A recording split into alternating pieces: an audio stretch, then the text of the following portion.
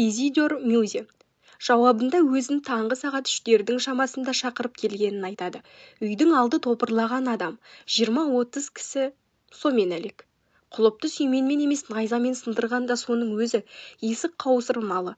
Жоғарғы жағынан да, төменгі жағынан да ілінбеген екен. Оп-оңай ашылады. Есікті ашқанда шыңғырған атшы дауыс естіліп жатады да, есік ашылған кезде ол кенет тыйыла қалады.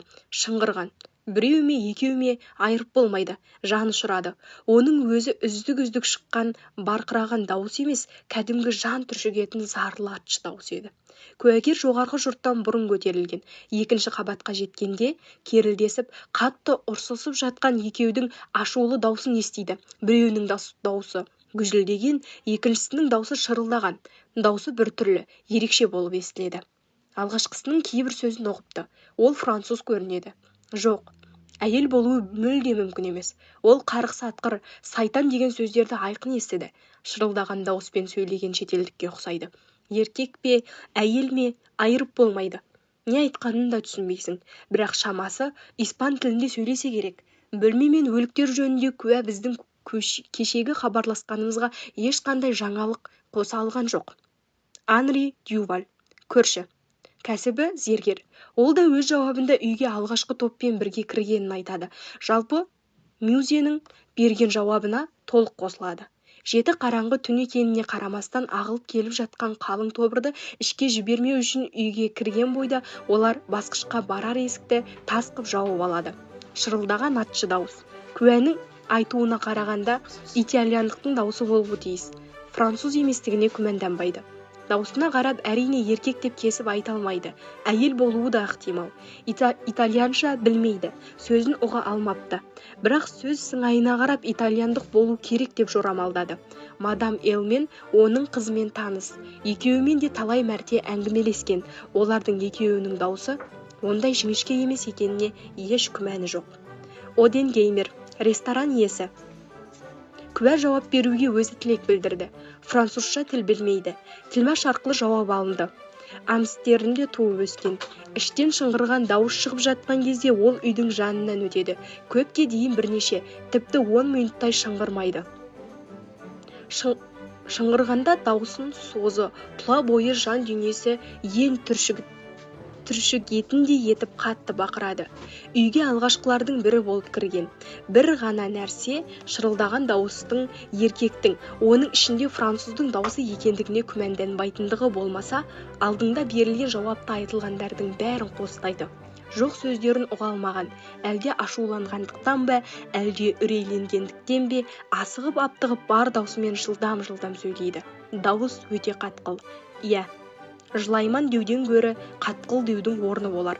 Жоқ, оны жылайман деп айта алмайсың. Барлық дауыс үнемі қарғыс атқыр сайтан дей береді. Бір мәрте о құдайым-ай дейді. Жюль Мино, банкир. Делорен көшесіндегі Мино мен балалары фирмасы. Ол Минолардың үлкені, мадам Эл, Эспеннің азды көпті қаржысы болатын. Сонау бір жылғы көктемде 8 жыл бұрын жесір әйел оның банкісіне ақшасын салып есеп ашты. Жиі там-тұмдап ақша салып тұрды. Чек жазып берген емес, бірақ өлерінен 3 күн бұрын өзі келіп есебінде жатқан ақшадан 4000 франк жаздырып алды.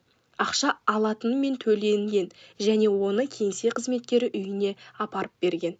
Адольф Лебон, Мино мен балалары фирмасының кеңсе қызметкері.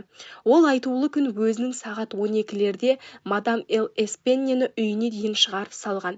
2 қалтаға салынған 4000 франкты апарып бергенін айтады.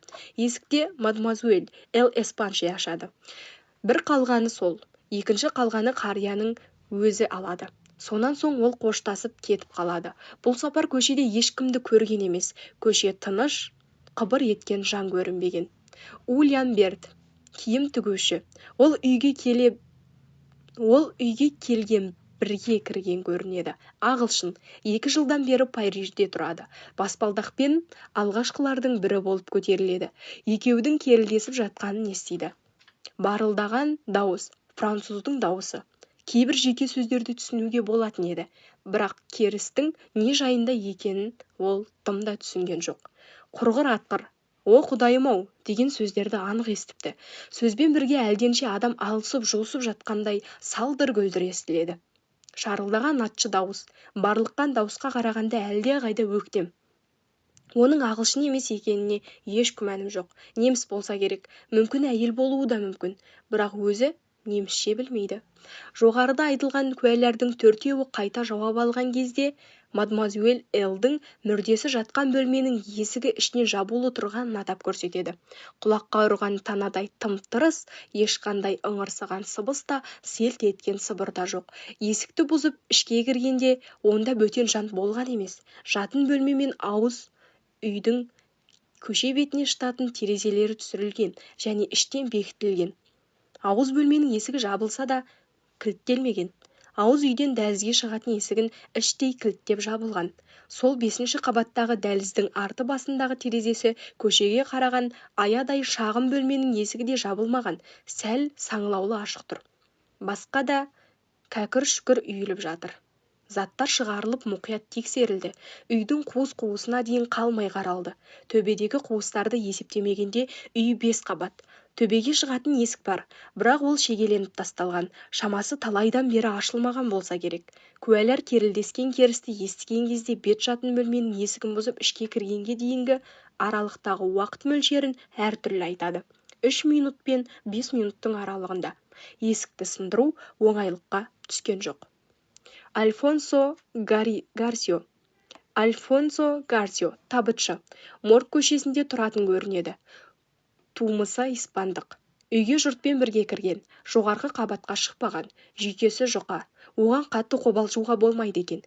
2 адамның керілдесіп жатқанын естиді. Оның ойыншы барлыққан дауыс француздың дауысы. Не жөнінде керісіп жатқанын ол да ұға алмапты. Ағылшынның дауысы, атшы екен. Өзі ағылшын тілін білмейді, тек сөз мәнеріне қарап болжау жасайды.